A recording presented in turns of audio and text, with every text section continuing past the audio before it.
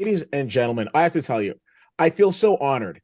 Every now and then, you get to interview people that you have just this, you're just a big fan of. And that's exactly what you see on the screen here. Chantal Kreviazuk, Raine Maida, welcome to both of you. Thank you so much for taking the time. Thanks for having us. All right. Always a pleasure, Keith. Always a pleasure. I love it. Okay, I have something for you. This is very special because because we've done these chats so many times. It's like I want to spice it up. I want to keep it exciting. So okay. I've got a fun intro, which a lot of your fans I think will enjoy. Okay. Before you came to this interview, I was nervously but excitedly anticipating talking to two people I have profound respect for. I know you guys are about to go on tour, and I guess you'll be leaving on a jet plane. Will this be your best tour ever? Who's to say? I just know that you'll be surrounded by your love of adoring the love of your adoring fans. I know you'll be in Montreal, but today we're talking about your shows at the NAC in Ottawa.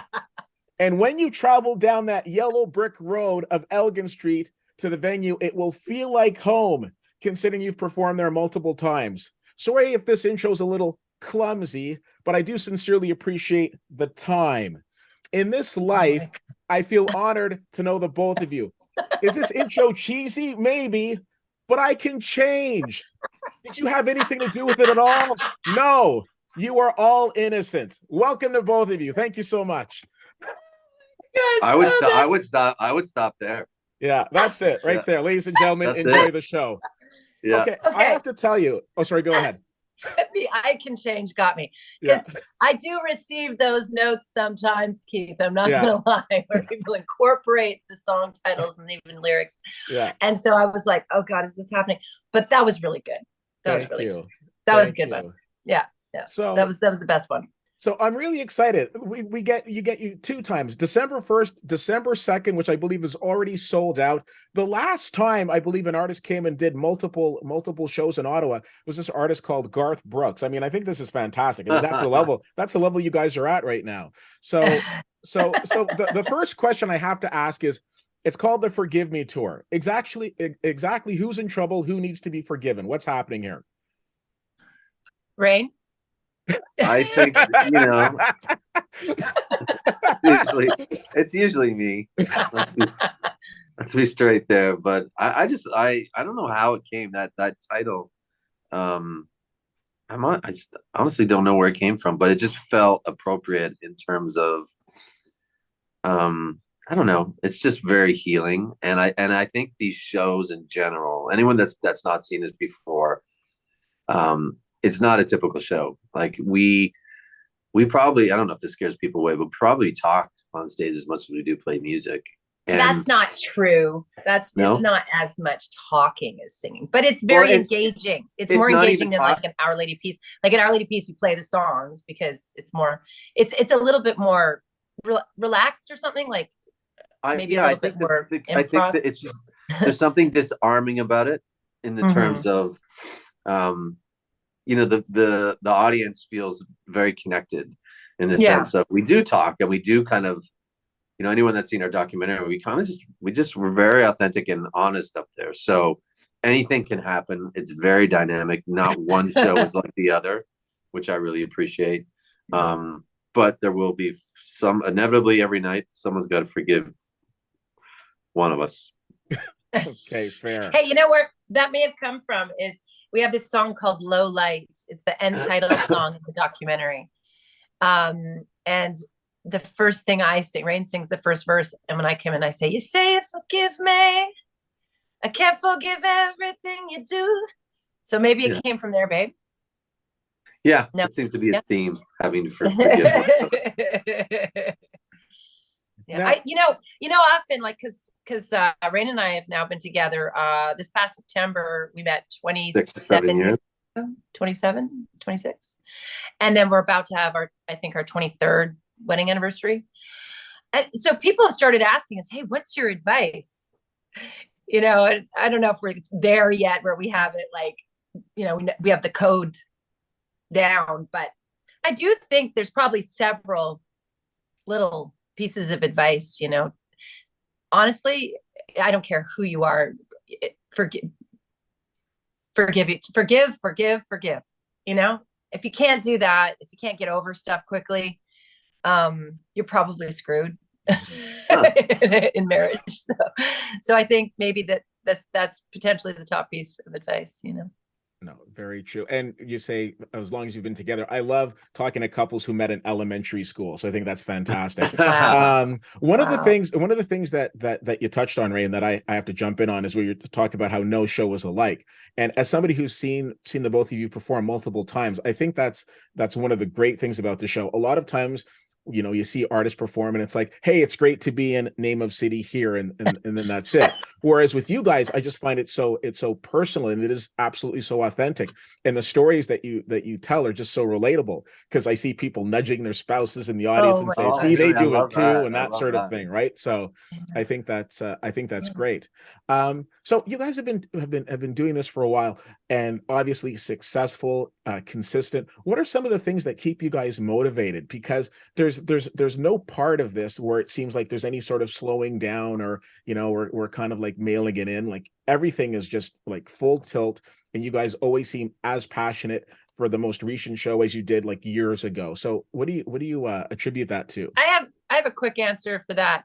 I feel like now it's almost like maybe at the beginning of a career, you're anticipating it, you're working towards it, you're shaping it, but it sort of feels like it's the reverse now, you know, and it's sort of shaping us and our lives and our schedules. It's bigger than us or something now. And you know, what we've put out there is sort of a little bit transcendent or something now. Like it's just bigger, and it's a little otherworldly for me now. It feels like there's a true purpose in place, and it could be something as simple as like, hey, bring the joy, bring the music, you know, that's what you do. Or it could be bigger than that. It could have to do with this thing of showing up as a couple, and you know, sort of being there. That was a quick answer. Other people. Sorry. Hey, that's not nice. Go ahead. What would you say, dear? I think I think it's the music. And for me, it's, you know, as soon as we start working on new music, I get excited to go play, because that's why we do this. It's to write a song and then really to see how it affects people, mostly us on stage. You know, you know when something is special when you're kind of enthralled, or you know, I remember growing up and those songs that stick with you, that are soundtrack to your lives, like what they do to you. And so when we have a song or music that starts to do that, or has the prospect of doing that, we haven't played any of these things live yet, but that's it. I mean, everything else is amazing, but those moments are so pure in terms of the art form of, wow, this is ours, and it's making the hair on the back of my neck stand up, and I'm getting emotional singing it, and then that translating to the audience. There's no drug that can do that. Now, several years ago, you gave us a wonderful glimpse into your life with "I'm Going to Break Your Heart," which was a fantastic film, and there was also an album attached to that. Coming off of that, like what is some of the feedback that you've gotten from your fans specifically in regards to that? Because again, it does come back to this theme, I guess, of authenticity in terms of not trying to be any different, trying to be relatable, showing who you are, and kind of putting yourselves out there. I think it's about normalizing what a couple goes through, what life is like when you're partnering and you have kids or dogs or a mortgage or whatever. There's obviously there's just things where as a couple, I don't know, people sometimes are hesitant, or there's stigma around coaching or therapy. And I think in that doc, we just show that, hey, this is like, we're just doing the work. No different than we had to learn how to be songwriters, or a mechanic or a coder. It's like for some reason, marriage or partnership doesn't have that, you know, not recommendation, but you don't need a license for any of it, but it's the most important thing in our lives, really. So I think it just shows that if you put in a little bit of work, that pays off, you know, massively. I love that. Chantal, anything you wanted to add there? I want to give you an opportunity, short or long. Oh, no, that was, I think he speaks for us both. That was beautiful. Yeah. Okay. In regards to the show, again, going on stage live, nothing new to you guys. Is there any particular song that you always look forward to performing? Chantal, of course, other than Time, which I'm hoping is on the set list, just saying. But is there any like song that you guys like really look forward to performing? I love performing I'm Gonna Break Your Heart with Raine. I love doing that. That's my fave of the set, personally. I like that song. I was learning, Chantal has a song called Unforgivable. Okay. And I was trying to learn it last night, and it's by far one of my favorite songs she's ever written. So that's something that I think we're going to try.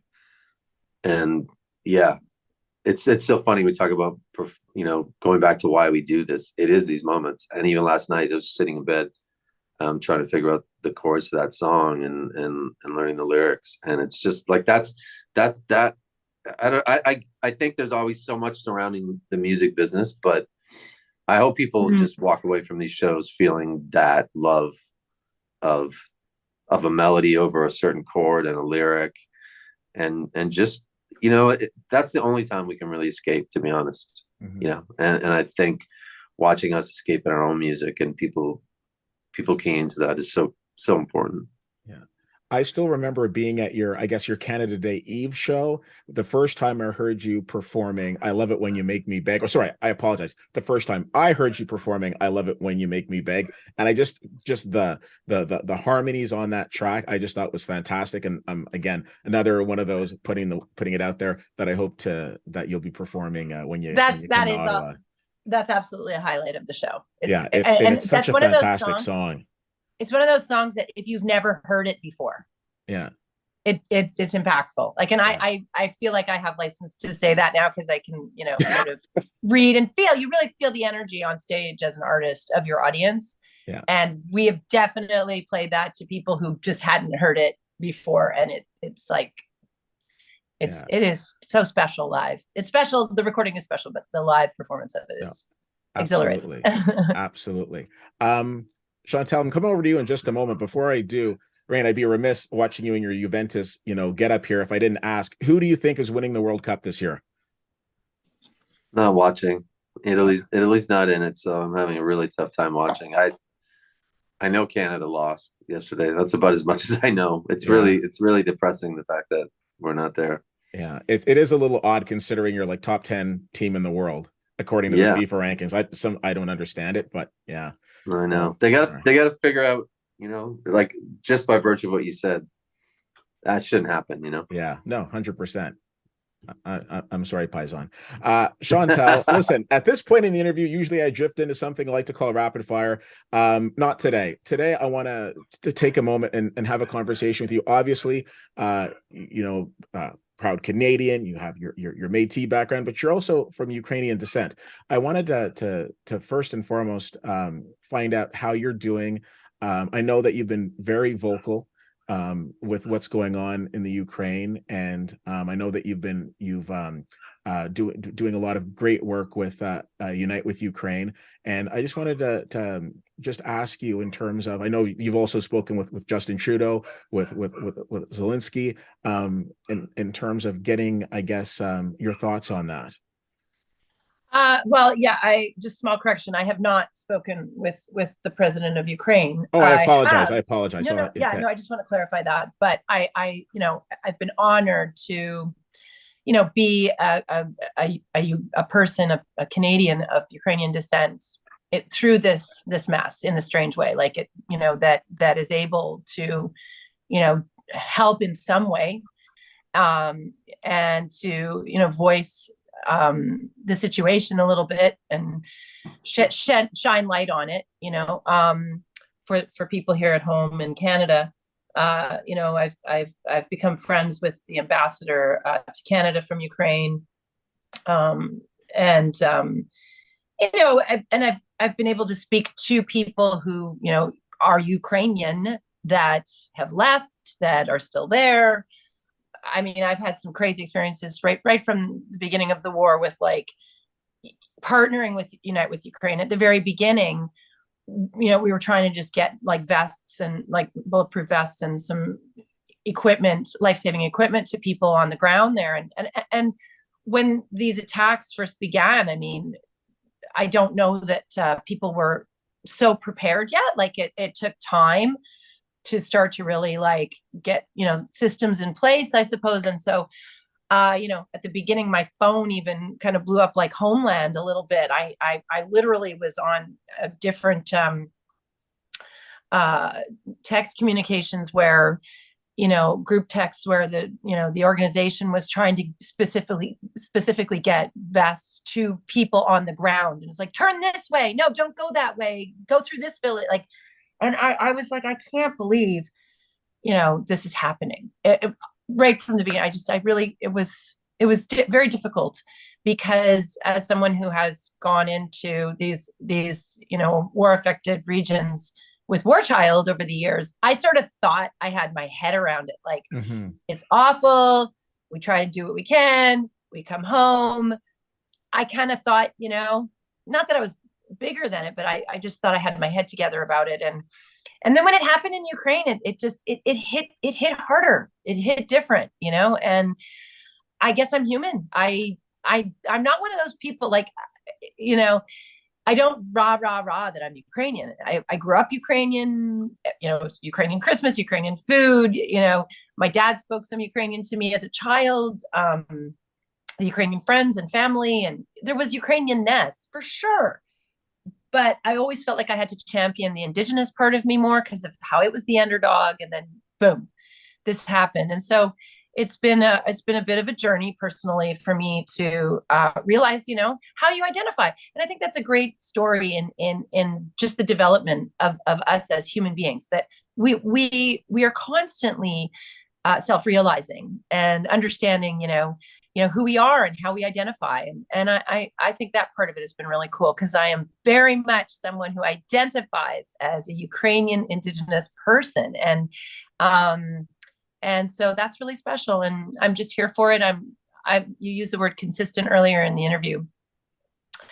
And that's how the charity really does talk about this whole thing. It's about consistency. So I am continuing to try to raise funds for this life-saving equipment via Unite with Ukraine at any opportunity. If anybody out there wants to do a private event, feel free to contact Unite with Ukraine.